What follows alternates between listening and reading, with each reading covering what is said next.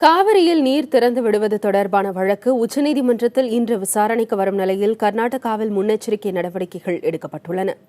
மண்டியாவின் Sanjay circle பகுதியில் 144 தடை உத்தரவு பிறப்பிக்கப்பட்டுள்ளது.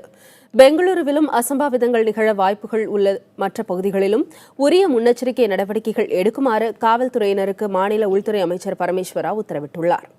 கூடுதல் படைகள், தீயணைப்பு வாகனங்கள் தயார் நிலையில் இருக்க வேண்டும் என்றும் அவர் அறிவுறுத்தியுள்ளார். காவிரியில் நீர் திறக்க உச்சநீதிமன்றம் இடைக்கால உத்தரவு பிறப்பித்தபோது கர்நாடகாவின் பல பகுதிகளில் வன்முறைகள் நிகழ்ந்தன. தமிழர்களுக்கு சொந்தமான கடைகள் அடித்து நொறுக்கப்பட்டன, பேருந்துகள் தீ வைத்து எரிக்கப்பட்டன.